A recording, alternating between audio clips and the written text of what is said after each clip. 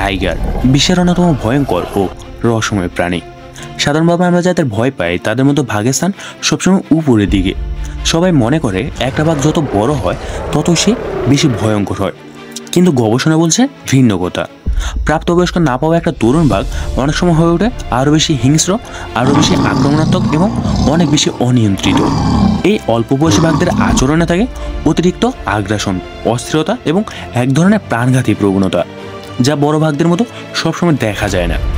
আজকের এই ভিডিওতে আমরা বিশ্লেষণ করব একটা প্রাপ্তবয়স্ক কম বাঘ কতটা শক্তিশালী, কীভাবে সে শিকার করে, কী ধরনের শারীরিক ক্ষমতা রাখে এবং কেন সে অনেক সময় বিপজ্জনক হয়ে ওঠে।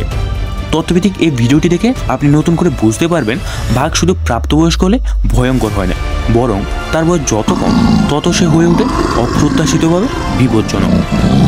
বাঘ যখন জন্ম নেয় তখন থাকে সে নিরীহ অবস্থায়, কিন্তু কয়েক মাসের মধ্যে তার মধ্যে জন্ম নিতে শুরু করে এক অনিয়ন্ত্রিত শক্তি। প্রাকৃতিকভাবে সে শিখতে থাকে কীভাবে দাঁত ব্যবহার করতে হয়, কীভাবে গর্জন দিয়ে নিজের উপস্থিতি জানান দিতে হয়। এই পর্যায়ে একটা শিশু বাঘের ওজন থাকে 20 থেকে 30 কেজির মধ্যে, কিন্তু তার কামড়ের শক্তি প্রায় 400 PSI, যা একজন প্রাপ্তবয়স্ক মানুষের হাড় গুঁড়ো করে দিতে যথেষ্ট। তার নখগুলো হয় তীক্ষ্ণ এবং শরীর হয় চটপটে। খুব অল্প সময়ের মধ্যে সে হয়ে ওঠে ক্ষুদ্র অথচ প্রাণঘাতী একটা অস্ত্র।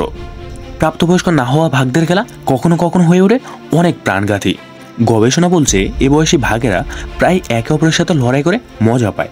এই খেলা করার সময় তাদের শরীরে যে পরিমাণ শক্তি উন্মোচিত হয় তা প্রায় একজন অভিজ্ঞ শিকারীর মতো। তারা ঝাঁপিয়ে পড়ে, ঘাড় কামড়ে ধরে, গলা চেপে ধরে, এটা যেন বাস্তব শিকার। গবেষকদের মতে এই খেলার মধ্য দিয়ে তারা পরবর্তী হিংস্রতার প্রস্তুতি নিয়ে ফেলে।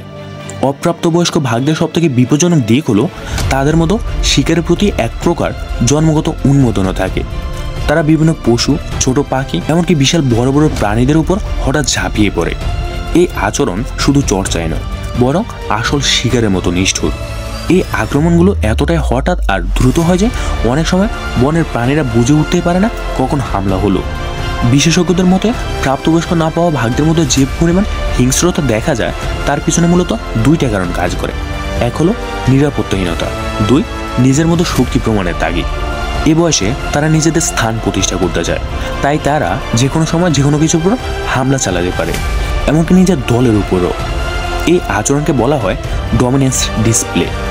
বনের বাঘেরা এলাকাভিত্তিক প্রাণী, আর যখন একটা তরুণ বাঘ তার নিজের এলাকা তৈরি করতে চায় তখন শুরু হয় ভয়ঙ্কর সংঘর্ষ। বড় বাঘদের এলাকা দখল করতে গেলে তাকে প্রথমে লড়তে হয় প্রবল প্রতিদ্বন্দ্বীর সঙ্গে। অনেক ক্ষেত্রে এই লড়াইয়ে তরুণ বাঘরা জয়ী হয়, কারণ সে বেশি আগ্রাসী, বেশি চঞ্চল আর অনেক সময় বেশি নির্ভীক হয়ে থাকে। বিভিন্ন সময় দেখা গেছে প্রাপ্তবয়স্ক না হওয়া বাঘেরা অনেক সময় মানুষকেও আক্রমণ করেছে, কারণ তাদের মধ্যে ভয়ের পরিমাণ একেবারে কম থাকে। ভারতে, বাংলাদেশে এমন বহু ঘটনা ঘটেছে যেখানে 2 থেকে 3 বছরের শিশু বাঘ হঠাৎ করে গ্রামে ঢুকে পড়ে এবং গরু বা ছাগল তো বটে, মানুষকেও আক্রমণ করে বসে।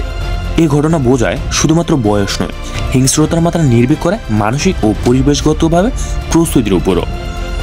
আমরা ভাবি বাঘ যত বড় ততই বিপদ, কিন্তু আজকের এই ভিডিও দেখিয়ে দিল একটি প্রাপ্তবয়স না পাওয়া তরুণ বাঘ হতে পারে সব থেকে অনিয়ন্ত্রিত ও প্রাণঘাতী। তার মধ্যে থাকে পরীক্ষা নিরীক্ষার স্পৃহা, অস্থিরতা এবং এক ধরনের উন্মত্ত শক্তি, যা অনেক সময় পরিণত বাঘদের মধ্যে দেখা যায় না।